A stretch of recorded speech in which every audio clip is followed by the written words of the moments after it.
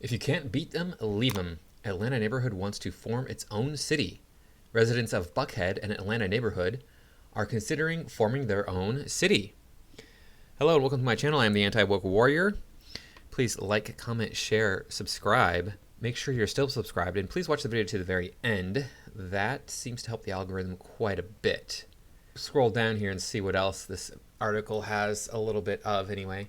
Politics, racial tensions, and economic disparities make it very hard for varying communities to live in harmony with one another. Crime is escalating in Atlanta, Georgia, and its surrounding neighborhoods have been dealing with calls to defund the police, riots, and voter fraud. Right, so Tucker Carlson did a short on this. He pretty much exposed everything, and we're going to get to his video right here, what it says, racial tensions. That's really the main issue. Because the mayor of Atlanta, a woman, mind you, a black woman, is extremely racist.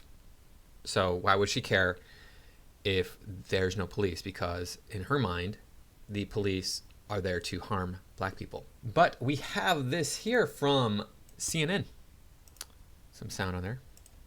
The city of Atlanta, like many across the U.S. right now, is experiencing an uptick in violent crime that has shaken its residents and left them wondering why. At the end of the day, people are in fear. Now some people in Atlanta's upscale neighborhood of Buckhead think they have the answer, breaking up with the city altogether. The idea of Buckhead seceding from Atlanta is hardly a new one, but it has caught steam in recent weeks as the violence unfolds. The latest incident, 2 teens allegedly shot a security guard in an attempt to break into an Apple store last weekend. I really support this whole idea of people starting to stand up and saying, no. I want to point out something here. Notice his accent. He has a Midwestern accent, what's considered a Midwestern accent. And pay attention to the accents of all the other people in this video. We have to fight for our homes here. Those homes account for only about 20% of the city's residents, but provide about 40% of the city's tax base. I think it would be good to have control over our own roads, to have control over our police force. I think it would be great to see our tax dollars staying kind of local and being used here. We have been talking to all of our neighbors. They're all fed up. Bill White's group, the Buckhead City Committee, is gaining funding and traction as it calls for cityhood with leadership stronger than what White has seen with Atlanta Mayor. This is the Atlanta mayor. I'm going to have a little bit of a clip on her later on, just to prove that she's a racist. Keisha Lance Bottoms. Why not just help elect a new Atlanta mayor who could help the issues in Buckhead? Yeah, that would make a lot of sense to try to work with whoever the new mayor would be. The clinical definition of insanity is doing the same thing over and over and over again, expecting a different result. That is not the clinical definition of insanity. Bill White, I'm sorry, that is Einstein's definition of insanity. He was the one who is known to have coined that phrase. But he is right. You can't elect another mayor of Atlanta to fix the problem because, as you're going to see here, the racial demographics of Buckhead are very much white. And the racial demographics of Atlanta are very much black. So they're going to keep voting in mayors who are racist against white people. And since Buckhead is mostly white, they're just going to have this problem where every time they bring in a new mayor, you're going to have them not giving Buckhead what it needs, but taking resources from it because they don't want to help the white people. They want to hurt them as much as possible. No one disagrees that there's a problem, but there's a major rift in how to fix it. Bill Torpy, a longtime columnist for the Atlanta Journal-Constitution, says a secession would set a bad precedent. This is 1861 all over again. Yeah, this is the same as half the country splitting off to form its own country. Okay, buddy. In the city of Atlanta. And there are racial undercurrents. Atlanta is about 40% white, while the Buckhead neighborhood is about 75% white, according to 2019 U.S. Census data. It's kind of an unsaid thing, but also I think ultimately, and I think the bigger picture is that it was moving these people away, moving this big section of the city away from the city of Atlanta would just be a devastating impact. A financial impact that would bring uncertainty to the whole area, according to the man leading the campaign to keep Buckhead in Atlanta. There's just a lot of little details that have to be worked out. In this case, Ed Lindsay, a Republican who represented Buckhead in the Georgia legislature for a decade, says without clear specifics on a tax structure, what police and fire services look like, and what to do with thousands of children in Buckhead attending Atlanta public schools, the better way, he says, is electing new Atlanta leaders. it's not a matter of simply carving things up. It's a matter of folks coming together and demanding better from our local elected officials.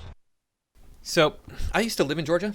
I didn't live in Atlanta. I did visit Atlanta a few times. So I can't really speak about that city specifically, but Georgia is run terribly. The way that they handle problems in Georgia is just, it's a joke. And it sounds like Buckhead might have its head wrapped around the situation and going, look, we can't live like this anymore. And I brought up the comment about their accents. As you notice there, only the last guy they showed had a little bit of a southern drawl, a little bit of talking like this right here. Well, that is the norm, actually, in Georgia, is the southern drawl. So I'm wondering why it is, if it's just coincidence that CNN doesn't have anybody on here with a southern drawl. I'm betting it's not coincidence. I'm betting that CNN wants you to think, like, oh, these are just regular American folks. They're just like you and me. And, you know, they don't, you know, they're no different in any way. They talk like us. They look like us. They act like us. So we need to, you know, make sure that we're listening to what they have to say. We need to make sure we listen to the majority. And the majority in this video said, hey, at least of the authorities, right? The people in positions of power said, hey, we got to stay with Atlanta, which maybe that is the better choice to make, but it doesn't sound like it based on what we're seeing in this community where, you know, people are being assaulted because Atlanta does not want to deal with any kind of crime problems. They want to defund the police and they want to attack white people because the mayor says she wants to attack white people. Here, this is a clip from a previous video I did on called "The Mayor of Atlanta is Racist." Check this out. My mother recently said to me that this America didn't feel like 1965 to her. This felt like something before 1965. And so I think it's important. Oh, really? So the racist woman here tells me what her mother is thinking. So your mother, who I'm assuming is not a racist at all, because you are such a beacon of equality, I can tell, anti-racism, just exudes from you. So your mother, who is a black woman, I'm guessing, thinks that she can remember back 56 years and tell me what that time in American history was like, and tells me that, you know what, 56 years ago when you didn't have equal rights, you mean? That time when you couldn't march in the streets without being physically attacked by citizens, and the citizens, nothing would happen to them? 56 years ago when you had to sit in a special seat inside of every public space that you went into, you had to sit at the back of the bus, you had to sit in a special seat in any restaurants. You know, there were restaurants that wouldn't even allow you to come in. It feels like that now. Even though you can go into any building you want to in this country that is legally open to the public, you can go anywhere on the streets of the country without being attacked by citizens, because if those citizens attack you, they will be held legally accountable. It used to be back in the early 1960s, 1950s, 1940s, 1930s, that all a white woman had to do was say, hey, he raped me or he tried to rape me. And guess what? There would be a public lynching of that man, that black man, and the authorities would do nothing about it. Nothing at all. You're telling me it feels like that right now? Yeah. Sure it does. Sure it does. No, it doesn't. You're lying. Either that or your mother is lying. And you're stupid if you believe your mother for saying that, because it is not true. So let's go on to Tucker Carlson's video. I'll make some comments on that. For decades, various mayors of Atlanta have attacked Buckhead as if there's something offensive or immoral about maintaining a clean and orderly neighborhood. For the most part, the residents of Buckhead have taken this abuse in silence. Complaining seemed impolite. So they've continued to send huge amounts of money to a city government that hates them. For politicians in Atlanta, it has been a very good deal. Attack Buckhead, then take the dough. But that deal could soon be ending. And the reason for that is the current mayor, a spectacular mediocrity with unusually high self-esteem called Keisha Lance Bottoms. Like so many big city mayors, Bottoms is an incompetent demagogue. She has no idea what she's doing, but she's willing to say anything. For a while, that was tolerable to the people of Buckhead. Like most people who live in cities, they know the drill. They're used to it. But then last summer, things changed. A man called Rayshard Brooks was shot to death in a parking lot at Wendy's by an Atlanta police officer. Brooks, who was apparently drunk, had fallen asleep in his car in the drive-thru lane. When police tried to arrest him, Brooks went berserk. We showed you the video at the time. It's painful to watch. Brooks stole a cop's taser and pointed it at him. That's when an officer called Garrett Wolf shot Rayshard Brooks. It was a sad story, but it was understandable once you watched the tape and you thought about it carefully. But Keisha Lance Bottoms didn't wait to think about it carefully or at all. Without pausing for an investigation, she immediately fired Officer Wolf, and then she issued a predictably self-righteous press release about it. An independent board later found that what Bottoms did was illegal, but by then it was too late. Hundreds of Atlanta police officers had already left the force, and those who stayed understood very well that there was no point in making arrests. Who'd want to be Officer Wolf? Nobody. So response times plummeted. You call the police, they didn't come. Crime soared. Criminals found that even when they'd been arrested for violent crimes, they were back on the street within days. Can you guess what happened next? Here's what happened next. You want me to break your window? Eliana Kovic and her boyfriend were shocked to learn the man in this video, who is accused of attacking them, was out on bond. The couple was outside of the Mercedes-Benz dealership in Buckhead last June when they say a man started to threaten them. He took out his knife that he had in his pocket, and he said he had a gun. He kept telling us that he was going to kill us. Kovic says the violent words soon turned physical. Came around the other side of the car, punched my boyfriend in his left temple, and then he punched me, and then he punched me again, and I fell to the ground. I blacked out. The suspect, Fakhradovan Moore, was arrested and charged with 7 felonies for the attack. However, he was released on bond 5 months later. Of course he was. We can't punish the poor black people because, it's not their fault they're violent criminals. It's society's fault. We blame society for that, right? And this is the problem that we've been running into for months now, for years, actually. You let these violent criminals out under the guise that, it's not their fault, it's society's fault. Doesn't matter whose fault it is. They're still violent criminals. If there's a person who suffers a brain injury, and because of that brain injury they become homicidal maniacs, do you go, it's not their fault, they have this brain injury, we're going to just let them roam around and kill people? No, you still have to lock them up. And as Kovic and her boyfriend did some digging, they learned Moore had been arrested just days before in Clayton County for misdemeanor battery charges, and then was released. And then while he was out on bail from Clayton County, that's when he attacked us. It's pretty unbelievable. Threatened to kill them, punched a woman in the face. What did they do wrong exactly? Nothing. Just on the street in Buckhead. In Buckhead, murders year to date are up almost 50%. That's a lot of new dead people. Hey, notice how he didn't say how many people are dead. I'm thinking that the murder rate in Buckhead is pretty low. I don't know for sure, but I'm thinking it's pretty low. And that's why he didn't bring it up. Because even if it is up 50%, if it's 10 people were murdered last year and then only 15 were murdered this year, people are going to okay, yeah, that's bad, but it's not like a big tragedy. It's not like the end of the world. Out of 80,000 people, 15 were murdered. I think most people will just be like, yeah, that's unfortunate. That's wrong, but there's bigger things we need to worry about. So I think you just skipped over that. Robberies and aggravated assaults are up by nearly 40%. Car thefts, 65% rise. Lenox Square Mall in Buckhead was one of the first indoor shopping malls in the United States. It was a great and famous place. Now it's too dangerous to visit. Beginning last year, someone was getting shot at the mall virtually every month. In December of 2019, a Macy's employee was shot during a robbery. In January, a man trying to defend himself in an armed robbery was inadvertently shot by a cop. In February of last year, a drug deal led to a gun battle outside of Bloomingdale's. In March, a dispute over a parking space outside the Cheesecake Factory led to more gunfire, which killed someone, and so on. So people in Buckhead just stopped going to that mall. Ultimately, authorities decided they needed security and metal detectors. They put police dogs throughout the buildings. They set up a network of security cameras with software to detect firearms. It seemed like it would work, but it didn't. There was just too much violence. It's disgusting, and it's still going on. On Monday, 2 15-year-olds shot and nearly killed a security guard at the Apple Store at Lenox Square Mall. So if criminals can terrorize the mall in Buckhead, which is now one of the most surveilled places in the entire city, what can they do to a neighborhood? Well, they can terrorize it, and they are. They're attacking people on residential streets in Buckhead. Watch this report from Fox 5 in Atlanta. Neighbors say they're shocked after 2 crimes hit their Buckhead neighborhood. Atlanta police say on Saturday they found a man with a gunshot wound on West Wesley Road. Investigators say the man and 2 others were shot at while jogging. Hours later on Saturday, Atlanta police responded to the Collier Ridge apartment complex. Police say they found a man who was severely injured on scene. He did, in fact, strike a individual that was taking out trash. Atlanta police say they arrested the suspect shortly after that crime. Now investigators are working to figure out a possible motive. The man who was shot jogging on Saturday is called Andrew Worrell. You should know there's no backstory here. He didn't know the guy who shot him. He wasn't doing anything. He was just jogging on the weekend like a good citizen. And a guy pulled up and opened fire. Why? His 911 call is difficult to listen to, but you should listen to it just so you can understand precisely what Keisha Bottoms has done to Buckhead.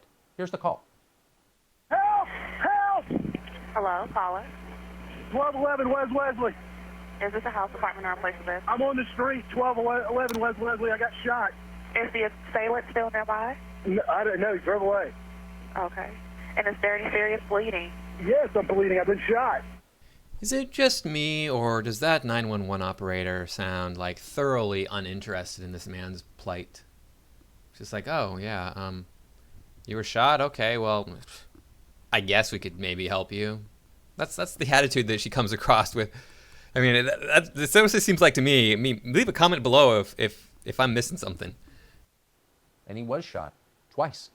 Something similar happened to a woman called Valerie Casper on a trail in Brookhaven right near Buckhead. She was stabbed 4 times in the Stabbed 4 times in the back. That evil white woman. Look at her. You can tell. Look how evil she is for being white.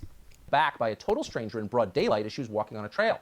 Casper was pregnant with her second child at the time. She was forced to deliver her baby more than 3 months early because she was stabbed by a stranger. That sounds to me like this guy was trying to take out 2 white people at the same time, her and her baby. Having to deliver a baby 3 months early can be deadly to the baby, by the way, in case you didn't know. Why was she stabbed? Why was Andrew Worrell shot? These weren't robberies. The only point was physical injury, was terror, was brutality. The victims appear to have been chosen purely for how they look. But don't call these hate crimes. It's not allowed. You can't say that. Privately, though, many people in Buckhead suspect that's exactly what's going on. They've been attacked by reckless politicians for years. Politicians have ginned up hatred of Buckhead for political reasons. So why wouldn't others take them seriously? Why wouldn't shootings and stabbings be the end result of that? Some people in Buckhead have had enough of this. They don't think it's going to get better. 2 bills currently in the Georgia State Legislature would allow Buckhead to leave the city of Atlanta, then run its own competent police department and resume being a safe, nice place. CNN, for one, hates this idea. CNN is headquarters in Atlanta and has been for 40 years. They know exactly what's going on in the city. They don't care. You don't like getting shot while jogging? Well, then you're a racist. The mostly white neighborhood of Buckhead is pushing to separate from the rest of the city. CNN's Ryan Young has more from Atlanta. The Buckhead Exploratory Committee reports they've raised over $500,000 and is now pushing state lawmakers to push through a bill that would allow their cityhood petition to be voted on in the next election. The predominantly white neighborhoods movement is gaining traction with Republican lawmakers. Oh, you following this? Did you get the dog whistles? Mostly white, predominantly white. Got it? So if you're opposed to getting murdered outside Cheesecake Factory, you're a white supremacist. They always say that. Here's the funny thing. They don't mean it. How do we know they don't mean it? Take a look at how they live. How many CNN anchors, including the ones you just saw, have weekend homes anywhere near Section 8 housing? Let's see. We'll check our notes here. Right around 0. In fact, not 1. Instead, they run to Martha's Vineyard, or they charter helicopters to fly to the Hamptons on Friday afternoon. In other words, in their spare time, they get as far away from diversity as they possibly can. Not just some of them, all of them, every one of them. That's the truest generalization ever made. A recent piece, to put a finer point on it, in the New York Post, describes how many rich liberals from New York have flooded into the poor, unsuspecting state of Montana. The appeal is the monochromatic neighbors. Outside of the Indian reservations, Montana has the demographics of 1956 America. Everyone looks the same. It is not a melting pot. So no, rich liberals don't actually believe that diversity is our strength. They hate it so much that the first sign of spray paint, they run for the whitest hills they can find. Then they lecture you some more about how you're the racist because you don't like getting shot outside Cheesecake Factory. That's how it works. It's not even the rich liberals who feel this way. I know a guy. He does all right financially. He's certainly not poor, but he's not rich either. In fact, he is anti-rich. He's like, I will never be rich because he's on that, he's on the liberal side of things, where being wealthy is a sin. It's wrong. He's a white guy, and he is always talking about how diversity is our strength. You should live around people who are different than you, and blah blah blah, and this and that and the other. And like, how dare you be racist? If you say anything against another race, you're racist. Blah, and it's not about the race. It's against the culture. It's like I don't care what you look like. It's the culture that you bring here to me. Where does he live? He lives in the whitest part of Southern California that's near the coast anyway. Yeah, he has like no neighbors that are anything but white. There's very few non-whites in the city that he lives in compared to the rest of this part of California. I live here where my neighbors on one side are Hispanic. My neighbors on the other side are Arab. The neighbors on the other side of them are Hispanic. The neighbors below me are white, actually, but the neighbors to both sides of them, one I believe is Hispanic and the other one is Pakistani. And I would say there's 40 units in my apartment complex. The majority of them are Hispanic. I would say 25 out of the 40 units are Hispanic. I think there's 4 or 5, I think only 4 units that have white people occupying them. In fact, my unit even, my wife is not white. So these guys always complain about how, you're the racist. Actions speak louder than words. I don't say anything against people for their race. I talk about their culture. You want to bring a negative culture, you want to bring a negative attitude based on your upbringing, the things you've had ingrained in you. White man is the devil. We've heard that a million times. White man is the devil. I grew up being raised as the white man is the devil. Then what am I supposed to think of you as a person, as your culture? You're bringing your culture to me. I don't go around saying that, hey, the Hispanics are the devil. Have you ever heard me say that on this channel? I don't say that. And that's not even a race. Being Hispanic is not a race. I've seen Hispanic people who are whiter than I am. I work with one. I work with a girl who is from Puerto Rico, and she has blue eyes. Her hair is about the same color as mine, so that's brown. It's not black. She got brown hair. She got blue eyes. She's got lighter skin than I do. And she yells about how people are racist against her. I'm like, you're white. What are you talking about? Well, they hear my accent, and I don't care about their accent. That has nothing to do with your race. You can have any accent and be of any race. That doesn't change anything. But anyway, this is just an example of getting woke and going broke. Look at this. Atlanta's going to go broke over this defund the police crap. The mayor, who is just an obscene racist against white people.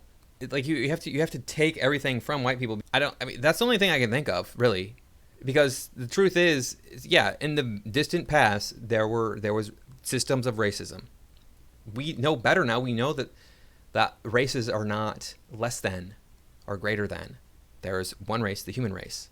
But you want to bring this back to where, hey, there's differences in races. You want to have this segregation. Nah, I'm not about that. You have one group of people on the planet. It's called the human race. You're going to treat them with dignity and respect, no matter what they look like. And we're all going to get along and have a happy future. Anyway, thanks for watching. I got more videos coming eventually. Please, again, like, comment, share, and I will see you in the next video.